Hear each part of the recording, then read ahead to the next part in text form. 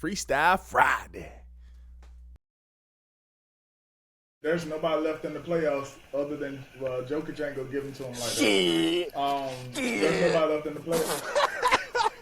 Did you, boy? Look here, boy. He like AD up for 50. Boy, look. Boy, you funny. Boy, look here. That's all right. Yeah. That's what happened. I know that shit. 50 boards. I'm telling y'all playing. Welcome to Distraction Network. It's your boy Holidae. Ha ha. You're watching Freestyle Friday. Hey man, so how about them Lakers? I know it sounds like I might be saying this out of something, and I might not know what I'm talking about because right now the Lakers are 5-4 as of November the 10th.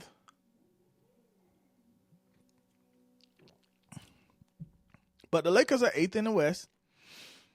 And here's some things that I would like to discuss. Because, again, I'm not a Laker fan. I'm a LeBron fan. This is a team that he's been shitting on the last few years for his legacy and blah, blah, blah, blah, blah. But he has also shown he's the best player to ever have done it.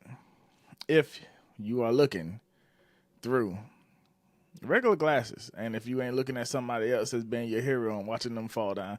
Like I said, after the past few days, like nobody really got anything to say to me. How about this though?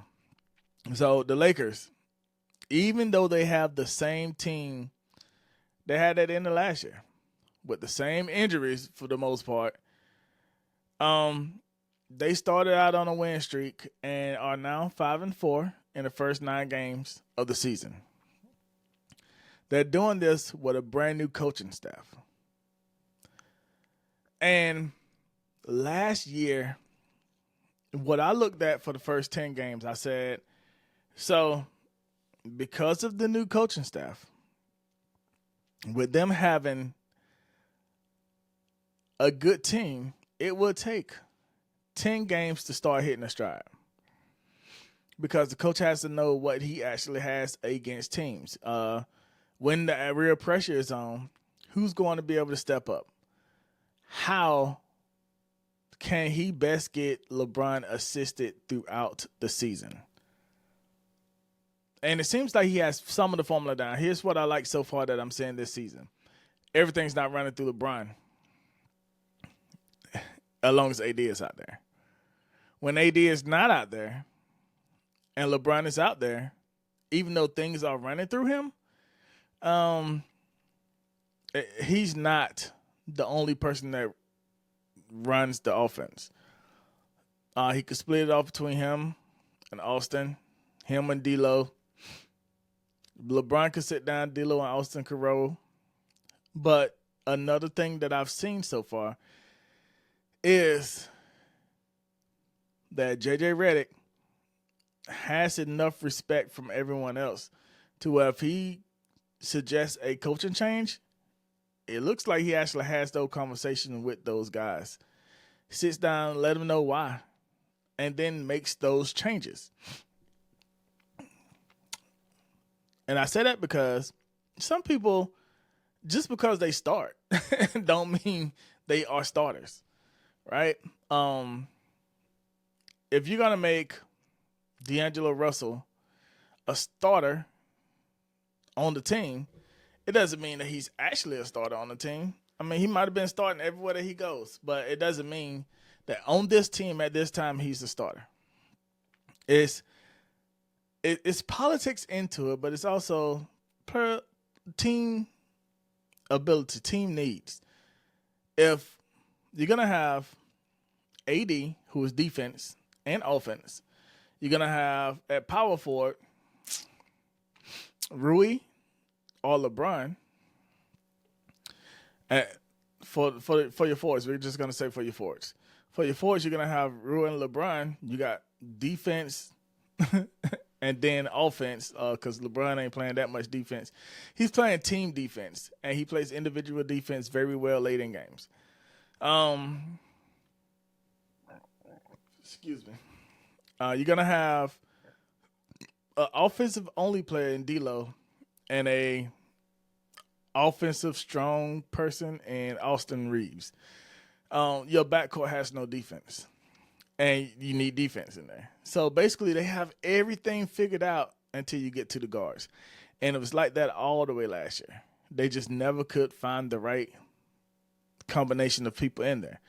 And it seems like for right now, JJ has a plan, and JJ's plan is to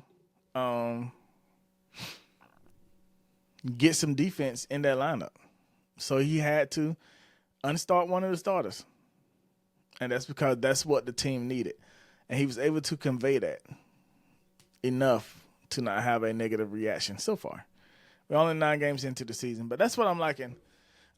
Again, the 10th game of the season is probably in the next day or so. Once that 10th game goes through, I'm going to actually look down at what the Lakers are doing. And then I'll sit around and actually try to predict what we're going to do at the end of the year. I've been looking at these other teams. First of all, the East better be glad LeBron's gone. Second of all, other than the Cavs, I don't really see. I don't see anybody in the West, even though the records are so different. I don't see a big difference in who can come out the West right now.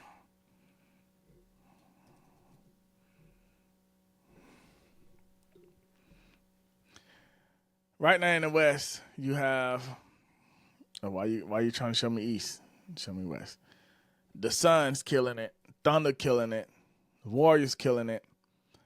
And then you have Timbs, Nuggets, Grizzlies. And then you have the LA teams, the Rockets, and the Mavs. So it's looking kind of like it did last year, except the Suns are eating ass, in a positive way. So I think when I watch the games, coaching aside from the Lakers, I don't think it's going to be. I don't see. So 1 through 8 could be one. Any one of those teams could be 1 through 4. That's what I think. Clippers and Lakers, I think they can get up to the 4 spot, 3 spot. And that's just saying, I think they are playing very similar in those levels. Now, Jokic is out here eating ass in a good way. But it's looking nice out there, man. But those West teams, anybody could pull it off in the West. And I just think that maybe a couple of moves, and then a little bit of better coaching. I mean, they're getting better coaching in compared to last year. And the Lakers are going to shoot up top. I also remember, Bronny was in this bitch for a while. So they had to get Bronny out that bitch a little bit. Now Bronny's gone. The team's going to concentrate on the team. And it's going to be pretty good. I think this year the Lakers could probably end up in 5th or 4th, but I still have to go look after their next game and see, and then give a better evaluation. But for right now, I think everybody's looking close to the same. But that's all I can say about that. You can find everything I do at www.distractionnetwork.com. You will not find me on X or Twitter, whatever y'all want to call it. I do not support bigots and racist. So I won't be on there. I haven't been on there for a couple of years anyway, but I just want to start saying that shit out loud. So hopefully it encourage other people to stop putting money in people's pocket just because you feel like you can't work without it. You bought something the whole world was using. You could just as easily leave that shit alone. Until next time, take care. Be safe.